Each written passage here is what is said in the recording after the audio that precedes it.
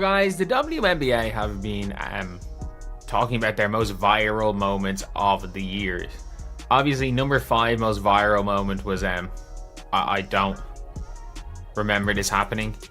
The number 6 most viral moment was I don't remember. Sorry, Jesus. I don't remember this happening. That right there sums up the issue perfectly. A content creator who spends their career covering the WNBA sits down to watch the league's official list of the year's most viral moments, and their first reaction: I don't remember this happening. And it's not just once or twice. This keeps happening again and again throughout the entire countdown. Stop and think about that for a second. The WNBA put together what they consider the biggest viral highlights of the year, yet someone whose job is to know the league inside and out is left confused, because half of these so-called viral moments apparently didn't register, or maybe didn't even exist in any meaningful way. Some of these moments, let's see what some of these are like. Number 9 was Candace Parker with Usher. Don't remember this happening. Number 10 was Stud Buds. To be fair, the Stud Buds at All-Star Weekend is absolutely belongs high, but I'm actually shocked that, first of all, this was higher, this was more important, but the WNBA actually posted. Now let's get to the core of the issue. Star Weekend? Sure, it deserves a top spot, no question, but this is where the WNBA's priorities really start to show. They put a photo of Candace Parker with Usher at number 9, a celebrity snapshot, as one of their top 10 viral moments. Meanwhile, the Mercury versus Fever game, where Caitlin Clark, playing on an injured leg, completely dominated Paige Bueckers, lands at number 7. This was the matchup that finally settled last season's biggest debate in women's basketball, and it's ranked below a celebrity photo.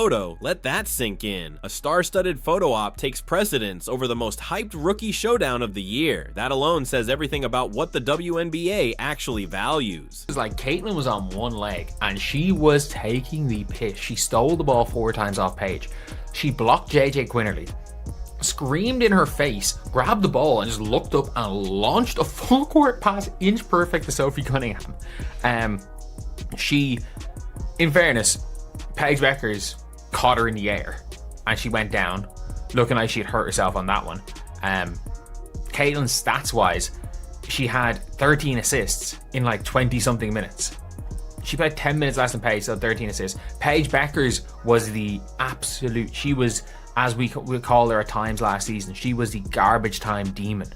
She was the demon of garbage time. Check out these stats. 13 assists in just about 20 minutes. 4 steals directly off Paige Bueckers. A chase down block on Guju Watkins, complete with a scream in her face, snatching the ball and immediately firing a full court pass to Sophie Cunningham. And all of this happened while playing on just one functional leg. This wasn't merely a win, it was a statement. It settled a debate. Meanwhile, Paige Bueckers spent the bulk of the competitive minutes getting methodically dismantled. By the time garbage time rolled around and Paige started scoring, Caitlin Clark had already left her mark with more points, rebounds, assists, steals, blocks, and fewer turnovers. But here's the part that makes the WNBA's post about this truly fascinating. All season long, they've been pushing Paige Bueckers as the next face of the league, the social media darling, the torchbearer for women's basketball, and then they turn around and highlight a game where she got completely outclassed. Crazy. It was what I would say was,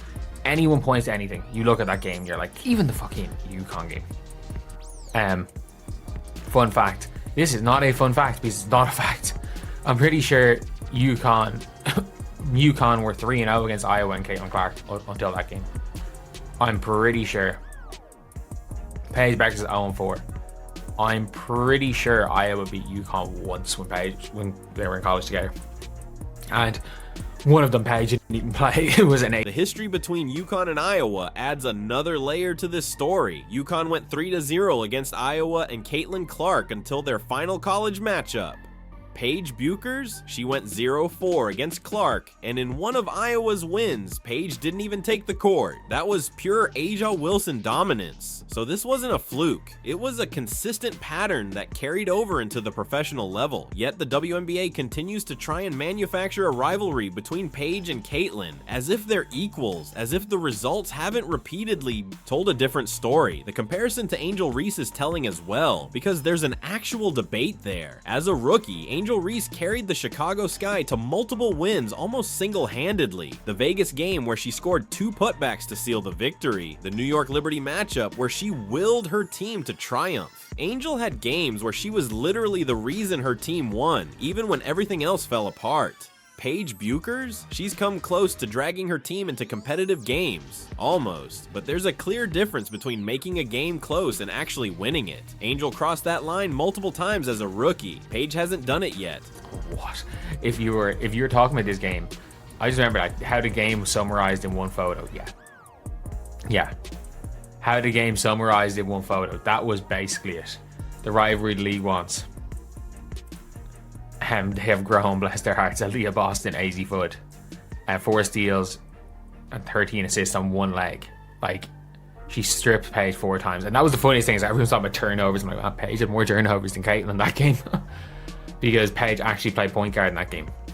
The game the Wings beat the Fever, if I'm not mistaken. Caitlin Clark was on cruise control. She wasn't even looking to score, just dismantling Paige defensively and setting up her teammates. Meanwhile, Paige stood there with that look that says she knows exactly what just happened. Take the game against the Wings, where Paige actually ran point off guard. It revealed something crucial. She ended up with more turnovers than Caitlin. Some tried to spin it as Paige embracing a true playmaking role, but the context tells the real story. Caitlin, playing on one leg and not even trying to score, still racked up 13 assists and stole the ball from Paige 4 times. The Wings even nearly blew a 70-point lead in the final minutes, which was funny for entirely different reasons, but the matchup between Paige and Caitlin, not even close. One thing I like is that you're starting to see Paige become Paige again, by the way. Like, if you saw this, for lack of a better word, like the swag and freedom that Paige played with in high school, and then that was kind of gone out of her at UConn. And like, I think we're seeing a little bit more Paige. We're seeing a little bit more her being Paige. And if Paige is Paige, and Paige fixes the mentality issues that she's had over the last 2 years, I don't mean these in mentality issues. Mentality issues is in like the mentality of, oh, well, I'm just going to, I just want to fit in, and not, I'm the fucking team. Like, you fit in off the floor, but on the floor, I'm this fucking team. Here's something to pay attention to. You're starting to see Paige become the player she once was. The confident, fearless version from high school before UConn tried to temper her. That mindset of, I'm the team, give me the ball, and I'll make everyone around me better. Instead of, I'll just fit in and pass to teammates shooting 18% from 3. That was the source of frustration with Paige last season. Passing up open shots to feed Grace Bueckers, who struggled from deep rather than taking control herself. It's the same reason fans got annoyed when Caitlin occasionally passed to Christy Wallace or Lexi Hall instead of taking the shot herself. If Paige can fix these mentality issues, if she fully embraces being the alpha rather than the perfect team player, she'll take Caitlin down plenty of times. Angel Reese has beaten Caitlin before. Ryan Howard has done it, and even Kelsey Mitchell has had her number in certain matchups. But after this game, the debate should be over. It really should be. The WNBA, however, refuses to let it end. We're going to post highlights, Caitlin Clark versus Paige Bueckers. There's going to be a lot more matchups. And by the way, Paige is going to get the better of Caitlin Clark plenty of times. Plenty of times in her career. Like, heck, Angel got the better of Caitlin Clark once. Ryan Howard's gotten better of Caitlin Clark. Heck, fucking Kate Martin's gotten the better of Caitlin Clark a couple of times. And it's not even funny. I don't actually know if Caitlin Clark has ever actually gotten the better of Kate Martin as a pro. So it's going to happen. But I'm still shocked. I'm actually considering what the WNBA have been doing, considering their mentality towards Caitlin Clark as a league, and them really wanting to push Paige Bueckers in the face, even though Paige Bueckers, nobody watches Paige Bueckers. This really highlights the central contradiction. Paige Bueckers has an insane social media following. TikTok users love creating edits of her and Aja Wilson, building these intense parasocial connections, similar to Caitlin Clark in that sense. But here's the problem. Most of these fans aren't actually watching basketball. Paige has millions of followers and crazy engagement numbers, yet when she's on the court, where are the viewers? The TV ratings don't match her online clout. Attendance doesn't reflect it either. It's all digital smoke without any real fire behind it. The WNBA keeps trying to position Paige as the league's face, but the numbers don't back it up. The head-to-head matchups don't back it up, and the actual basketball results don't back it up. They're trying to manufacture a narrative purely based on Instagram likes and TikTok views, ignoring what's really happening on the court. Thing is that in fairness to Paige Bueckers is an unbelievable social media following. She actually does. She's an unbelievable social media following. The TikTok people love making their edits of Paige Bueckers because they have these weird parasocial relationships with her and AZ Foot.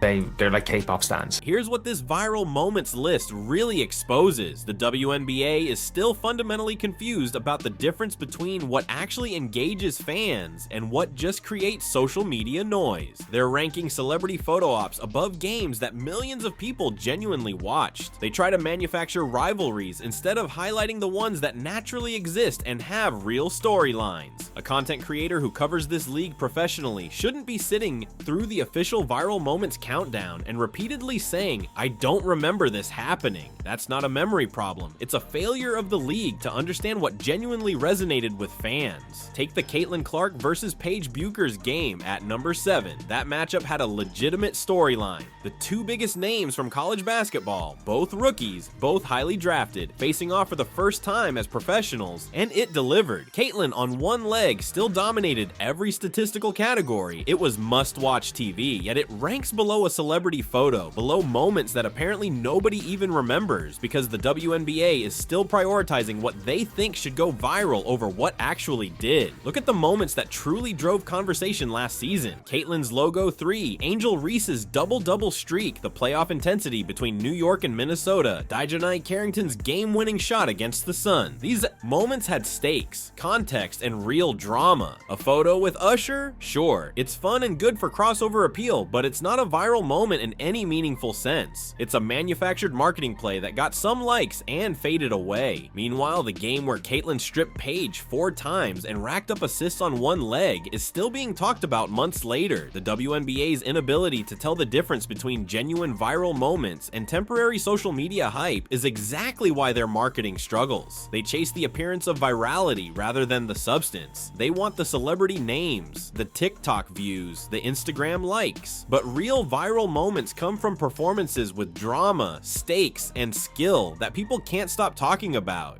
Paige Bueckers will have her moments. She's too talented not to. Eventually she'll dominate games and everyone will have to acknowledge it, but trying to force that narrative before it's earned, elevating her above players who are currently outperforming her, only makes the league look desperate. That desperation is clear in a viral moments list where half the highlights weren't actually viral, where celebrity photos outrank real basketball drama, and where even the league's own content creators are confused about what they're seeing. The WNBA has a marketing problem, but it's not what they think. They don't need more celebrity crossovers or manufactured storylines. They need to recognize and amplify the moments fans actually care about, the plays people remember without needing reminders, the performances that spark real conversation, not just temporary social media buzz. Until they figure that out, we'll keep seeing lists like this, moments that prioritize what the league wishes was viral over what truly was, and we'll keep hearing content creators say, "I don't remember this happening,"